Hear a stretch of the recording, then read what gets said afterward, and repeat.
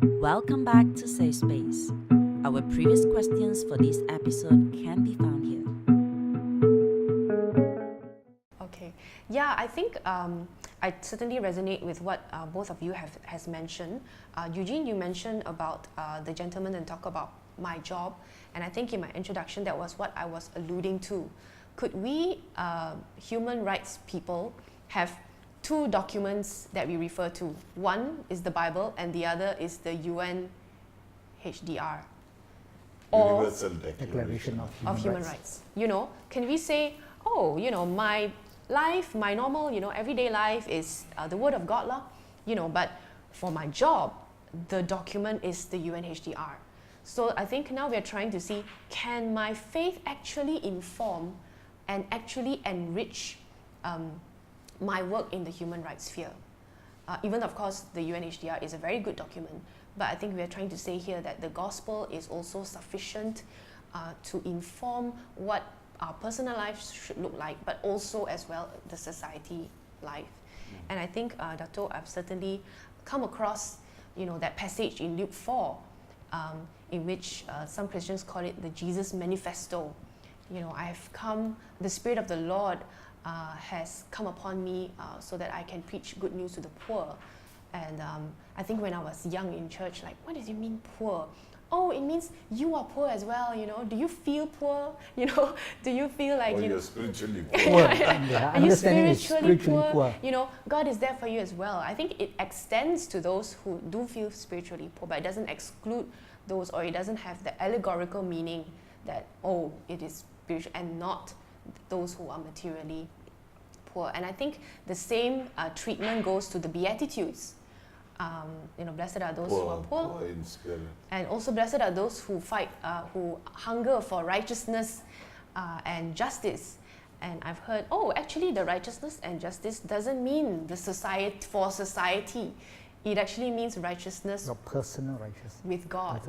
Your relationship with God. So we shouldn't use it to talk about. I think one of the difficulties we have in biblical interpretation is that the context is not taken seriously, the biblical context.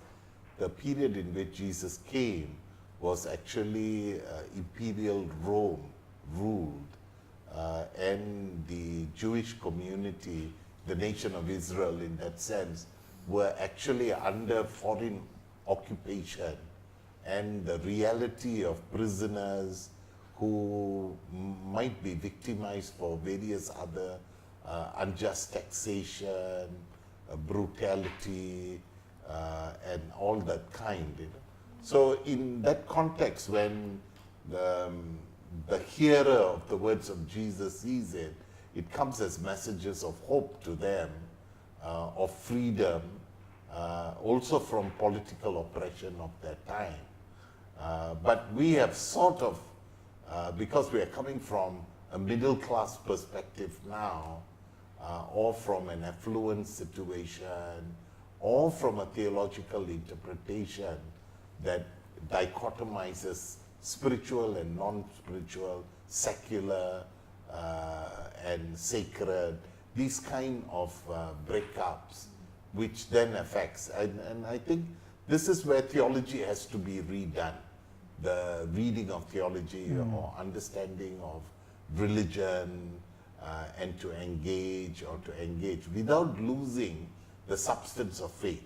I think for evangelicals, whether we come from the mainstream denominations or from the freer churches, evangelical theology has been quite conservative. So it's been people like John Stott in the post-Luzon experience brought a much broader understanding without diluting the substance of faith and salvation, but moving on to contemporary reflections on human rights, environment, justice, injustice, and so forth in society, or even role in governance of society, politics, that where we are motivated from a Christian faith dimension as a contribution of, like what Eugene started off, as loving our neighbor which then that neighbor is not just a Christian neighbor, but it's a neighbor, who's a real neighbor or a neighbor in need, and that kind of broader understanding is something that we need much more teaching and training in that context. But our discipleship programs, all kinds of things narrow it down, and that's where we are struggling in that context. It's interesting that you brought up this thing about, our theological understanding of human rights, and then we have a document in the United Nations Human Rights. This reminded me of a conversation I have. And this Christian told me, he says, Eugene, why you talk about human rights all the time? After all, where do we get this idea of human rights? This idea of human rights actually came from that United Nations Human Rights Declaration. It is a secular document. Now, the conversation was very telling in the sense that it shows us that we think that when it comes to the rights that we have, the core rights that we have has come to known as human rights, is actually coming from a secular body, a secular document, but never came from the Bible. We always think that issues of freedom of religion came because of a secular document that informs us. But that's not the case. That's not the case. All these secular documents, if you want to call it that way, actually reflected an understanding. And that understanding comes from an understanding of human dignity. And that understanding of human dignity is theological. So the point of the thing about this illustration, as you mentioned, it is we divorce the two and take it that because there was such a document that talks about human rights, therefore our understanding of human rights comes from this document. No, the understanding did not, human rights did not originate from a document. Human rights actually came from a theological understanding, which I think sadly for some Christian, that's missed out.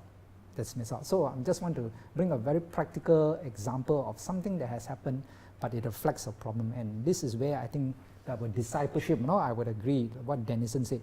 We have to cure this defect by having a more holistic discipleship, a discipleship that talks about this thing head on. The point that Eugene makes on Christians, some Christians saying this is a secular document, the same argument is coming from the Islamists as well. Yes. And they say this is atheistic or secular, it's not coming from God.